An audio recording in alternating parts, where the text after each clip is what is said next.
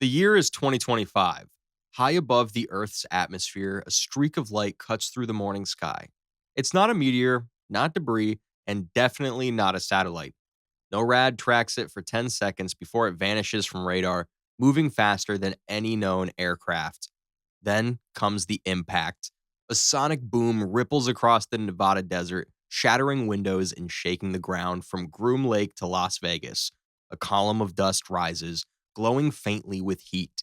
When it clears, a figure stands at the center of a smoking crater. Bloodied, dazed, but alive, Mark Grayson, Invincible. The half human, half Viltrumite hero just crash landed on Earth. Again. But let's change one thing. This time, he's not on our side. So, what happens when Invincible, one of the strongest beings in his universe, faces the combined power of the modern US military? Can even the world's most advanced weapons stop a hero who's fought gods, monsters, and aliens? It might not be as simple as you think. Mark Grayson is strong enough to lift tanks, fast enough to shatter the sound barrier, and durable enough to survive falling from orbit. He can heal from injuries that would kill any normal human, his punches can turn concrete to dust, and his body can tank explosions that level entire blocks. But unlike his father, Omni Man, Mark still has limits. He gets tired, he hesitates, and above all, he still cares about human life. 6:02 a.m. A recon drone from Nellis Air Force Base spots movement near Area 51. Command authorizes a live feed. The cameras shake as a figure launches into the air, leaving a sonic trail behind him. Within seconds, F 22 Raptors are airborne. They lock onto the target and fire. Twin IAM 120 missiles streak through the sky, exploding against Invincible's chest. The shockwave sends him tumbling, but when the smoke clears, he's still standing. His suit's scorched, but his body's fine. He looks up at the jets circling overhead, confused, then defensive. He doesn't strike first, but the military does. Another missile barrage hits. The explosions echo across the desert. Invincible launches upward, breaking the sound barrier as he collides midair with one of the Raptors. The jet disintegrates on impact, pilot ejecting as the fuselage explodes. Mark catches the falling pilot before he hits the ground, only for another missile to detonate beside them. The shockwave throws them both across the sand. He stands, coughing, blood on his lip. He shouts something no one can hear over the roaring engines. Then he moves. He takes out the second fighter with a single strike, sending it spiraling into the dunes. The pilot ejects safely. Invincible isn't killing anyone. He's trying to stop the fight, but to command, it looks like an alien assault. 6:15 a.m. Tanks and armored convoys arrive from Nellis. Dust clouds rise as dozens of M1 Abrams form a firing line. The first shell slams into Invincible's chest, pushing him back several feet. The second explodes behind him, sending debris flying. He raises his arms, shouting for them to stop, but the barrage continues. That's when his restraint cracks. He rushes forward, moving too fast for any camera to track. In seconds, he's among the tanks, tearing off turrets and flipping vehicles to disable them, not destroy them. Soldiers scatter as he rips open a hatch and pulls one crewman out to safety before the ammo detonates. Machine guns light up the dust cloud. Invincible shields his face, then bursts upward into the sky, disappearing into the clouds. Commanders stare at the radar feed. He's gone. Then, 5 seconds later, he comes back down, like a meteor. The impact rocks the entire valley. 6:22 a.m. The shockwave from Invincible's impact levels several armored vehicles. Dust fills the air. When it clears, he's standing in the middle of a crater surrounded by fire and debris. His uniform is shredded, his body covered in bruises, but he's alive. He looks around, horrified at the destruction he caused, trying not to kill anyone. Over the radio, ground command authorizes escalation. Drones lock onto his position. Predator UAVs fire Hellfire missiles in sequence. The desert lights up. The blasts throw sand and steel skyward, engulfing Invincible in fire. For 30 seconds, the feed shows nothing but smoke. Then, a blur rips through it. Invincible shoots into the air, punching straight through one of the drones, sending it spinning into another.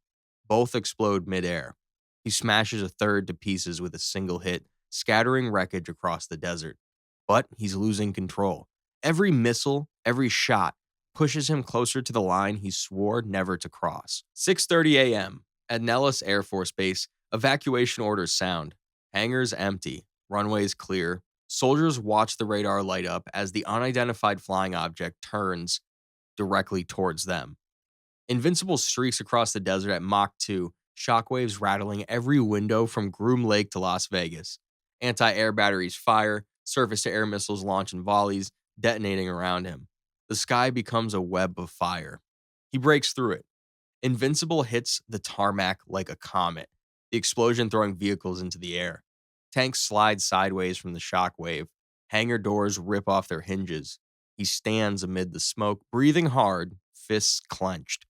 The base opens fire. Tracer rounds ping off his skin like sparks against metal. Artillery shells detonate in rapid succession.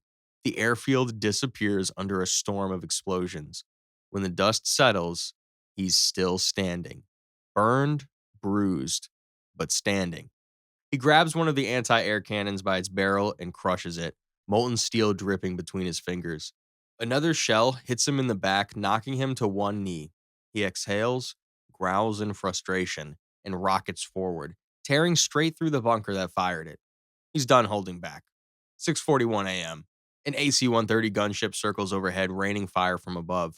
The sky flashes with every burst of its 105mm cannon. Invincible flies up through the barrage, weaving between tracer rounds, closing the distance in seconds. He rams through the fuselage. The plane ignites midair, breaking apart as he tears free through the opposite side. From orbit, satellites track the chaos. The Pentagon goes silent. Commanders are out of options.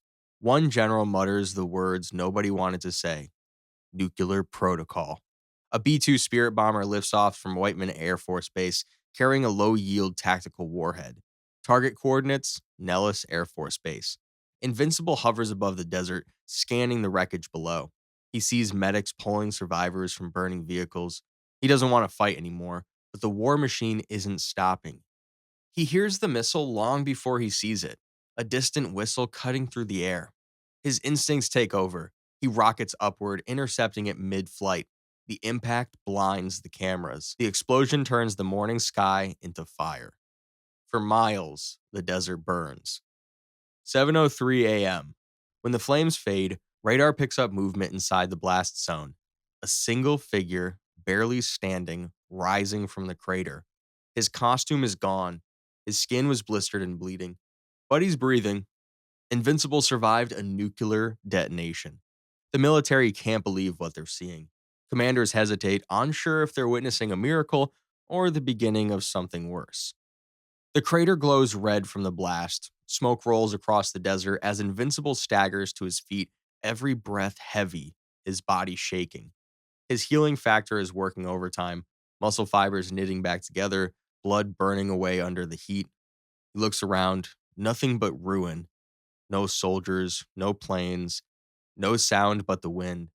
For the first time since the battle began, he looks terrified. Not of death, but of what he's done. Across the desert, emergency broadcasts cut through static. Washington authorizes full containment. Every remaining asset, every drone, every fighter in the region. They want him gone. Invincible raises his head. He hears them coming. Sonic booms ripple through the sky as a dozen F-35s break formation overhead. Missiles streak downward. He clenches his fists, not in rage, but in resignation. He's had enough. He rockets upward faster than any radar can follow, punching straight through one jet after another, each collision a flash in the sky. He doesn't want to kill, but there's no other way to stop the assault. Wreckage rains across the desert, burning through the clouds. 7:20 a.m. Invincible stops above the stratosphere. Below him, the United States is burning in miniature fire, smoke, silence. His eyes close. His heartbeat slows. He could destroy every base on Earth if he wanted to. But what's the point? Humanity sees him as a threat, and maybe they're right. He floats there for a moment, then turns toward the horizon. His father's voice echoes in his mind. You're Viltrumite, Mark. You have to choose what kind of god you want to be. He takes one last look at the world below. then disappears into the upper atmosphere, a sonic boom marking his exit. 7:45 a.m. The battlefield is silent. Nellis Air Force Base is gone, dozens of aircraft destroyed, thousands dead or missing. But the planet is still standing. So, could Invincible defeat the US military? Yes, but at a cost even he couldn't live with. He'd win every battle, destroy every weapon, and still lose what made him human. Because against an army built on fear, Invincible's greatest weakness isn't strength, it's compassion. And maybe that's why he left, not as a conqueror, not as a hero, but as a reminder that even gods can't save everyone. Or what do you think would happen? And if you want to see what happened when Conquest fought the US military, click the video on screen now. Thanks for watching.